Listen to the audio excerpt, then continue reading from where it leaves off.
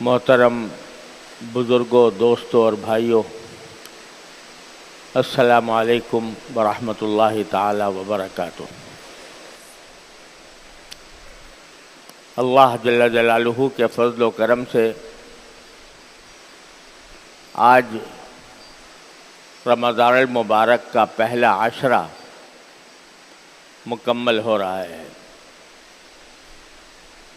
اللہ تعالیٰ کا جتنا شکر ادا کیا جائے کم ہے کہ اس نے ہمیں اپنی زندگی میں رمضان مبارک عطا فرمایا اور اس میں روزے کی توفیق عطا فرمائی، تراویح کی توفیق عطا فرمائی، قرآن کریم کی تلاوت کی توفیق عطا فرمائی۔ یہ سب اللہ جل جلالہ کا فضل و کرم ہے جس پر ہم جتنا شکر ادا کریں کم ہے۔ لیکن جیسا کہ میں نے پچھلے جمعہ میں بھی عرض کیا تھا، یہ مہینہ در حقیقت اللہ تبارک و تعالیٰ کی طرف سے ہماری تربیت کا اور ٹریننگ کا مہینہ ہے۔ اس میں اللہ تبارک و تعالیٰ ہماری تربیت کرنا چاہتے ہیں کہ جب ہم رمضان المبارک سے فارغ ہوں، یعنی رمضان مبارک پورا ہو، تو اس وقت ہم متقی بن چکے ہوں۔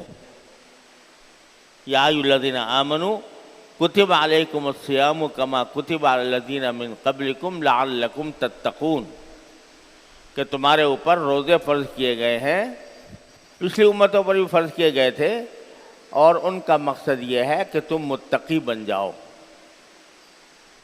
تقوی حاصل کرو۔ آخری مقصد تو یہ ہے۔ اس آخری مقصد کے لیے تربیت دی جا رہی ہے اس مہینے میں۔ کس چیز کی؟ اس بات کی کہ انسان صبر سے کام لے، صبر سے کام لینے کی ترغیب کی ٹریننگ کی جا رہی ہے۔ اسی لیے جب رسول کریم سرور دو عالم صلی اللہ علیہ وسلم نے رمضان کے ایک دن پہلے خطبہ دیا صحابہ کرام کو، تو یہ الفاظ استعمال فرمائے کہ قد اظلکم شہر عظیم شہر مبارک شہر فیہ لیلۃ خیر من الف شہر بہو شہر الصبر و شہر المواساۃ،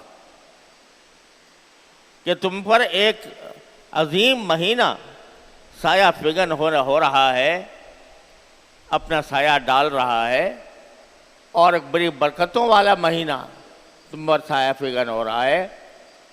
ایسا مہینہ ہے جس میں ایک رات 1000 راتوں سے زیادہ بہتر ہے، یعنی شب قدر۔ اور پھر فرمایا وَهُوَ الشَّهْرُ الصَّبْرُ، یہ صبر کا مہینہ ہے، والمواسات، اور ایک دوسرے کی ہمدردی کا مہینہ ہے۔ یعنی اس میں مجھے اور آپ کو ٹریننگ دی جا رہی ہے صبر کی۔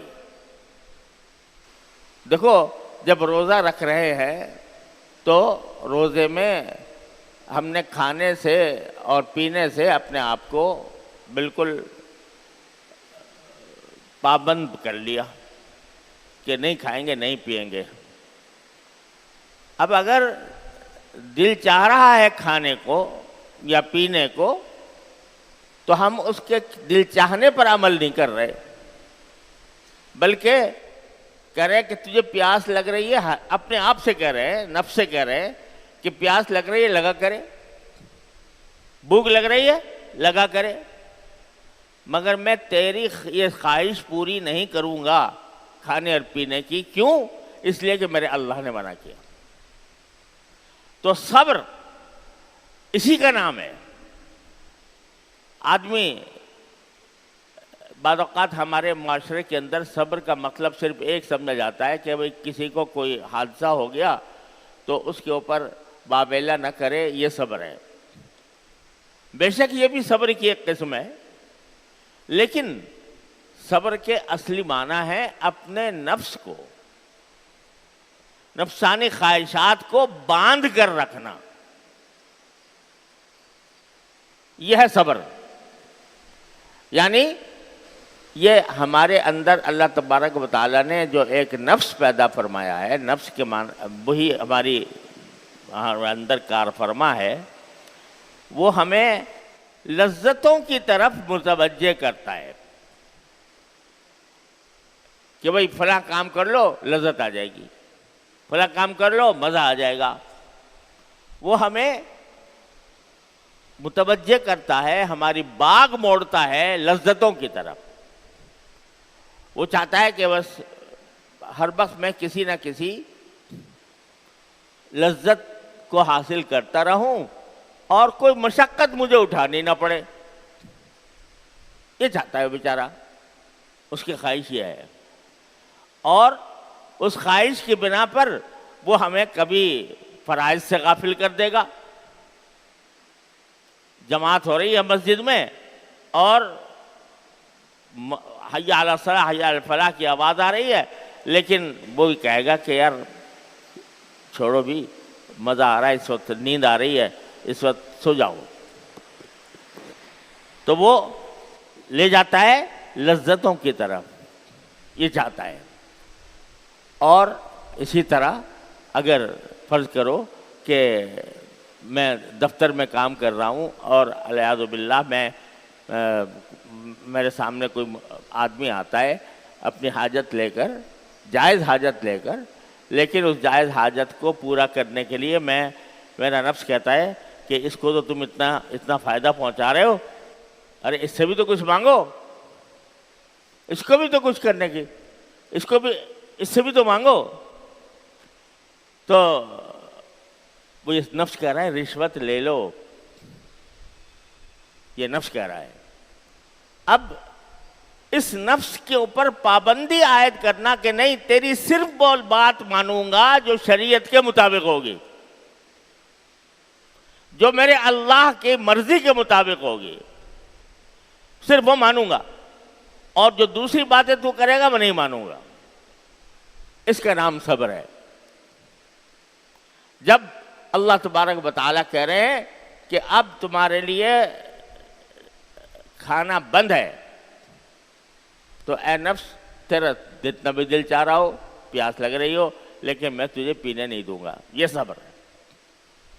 اور اسی طرح دل چاہ رہا ہے، دل میں خواہشیں پیدا ہو رہی ہیں کہ میں اپنی نگاہ کسی نامحرم پر ڈال کر اور اس سے میں لذت حاصل کر لوں۔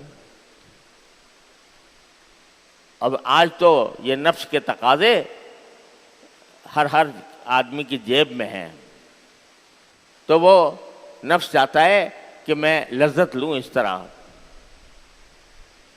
پہلے تو کہیں اگر آدمی کوئی ناجائز حرام تعلقات قائم کرنا چاہے کسی سے تو اس کے لیے پاپڑ بیلنے پڑتے تھے، اب کوئی مسئلہ ہی نہیں، جیب میں موبائل رکھا ہوا ہے اور آرام سے میں جو چاہوں دیکھ سکتا ہوں، اور فراوانی کے ساتھ میرے نفس کی لذتیں اس کے اندر مہیا کر دی گئی ہیں۔ اب اگر ان لذتوں سے انسان اپنے آپ کو اس لیے بچائے کہ اللہ دیکھ رہا ہے اور مجھ سے کل کو اس کی باز پرس ہوگی، کہ مجھے پوچھا جائے گا کہ تو نے میری دی ہوئی یہ نعمت جو آنکھ کی نعمت تھی کہاں استعمال کی۔ تو اگر آدمی کے دل میں یہ احساس پیدا ہوگا اور وہ اپنے آپ کو روک لے گا کہ نہیں، میں اللہ کی نافرمانی میں اپنے آنکھ کو استعمال نہیں کروں گا، یہ صبر ہے، یہ صبر ہے۔ اور اس صبر ہی کے اوپر سارا دار و مدار ہے، اور انسان کی ساری زندگی اپنے نفس کے ساتھ، یہ اپنے نفسانی خواہشات کے ساتھ اس معرکے میں گزرنی چاہیے کہ وہ کہہ رہا ہے کرو یہ کام جو حرام ہے، اور تم کہتے ہو میں نہیں کروں گا، یہ اس کے اوپر قابو پاتے ہو اسی کا نام صبر ہے، اسی کا نام تقوی ہے، اور اسی پر جنت ملنے والی ہے۔ قرآن نے کئی جگہ یہ کہا ہے قرآن کریم میں کہ جنتیوں کو جنت ملے گی، وہ کس وجہ سے؟ بما صبروا اولئک یجزون الغرفۃ بما صبروا۔ ان کو جو جنت کی نعمتیں ہم ان کو دے رہے ہیں، یہ جو عالیشان محل ہم نے ان کے لیے جنت میں تیار کر رکھے ہیں، یہ جو باغات ان کے لیے تیار کر رکھے ہیں جن کے نیچے سے نہریں بہتی ہوئی ہے، دریا بہ رہے ہیں، اور ان کو یہ اختیار دے دیا ہے جو مانگو گے ملے گا۔ لہم فیہا ما تشتہی انفسہم ولہم فیہا ما تدعون۔ اس میں جو تمہارا دل چاہے گا، یہاں تو ہم نے تمہارے اوپر پابندیاں لگا دی ہیں نا کہ یہ نہیں کرنا، وہ نہیں کرنا، یہ اس طرح لذت حاصل کرنی ہے، اس طرح نہیں کرنی، لیکن وہاں کوئی پابندی نہیں، جو تمہارا دل چاہے گا وہ ملے گا۔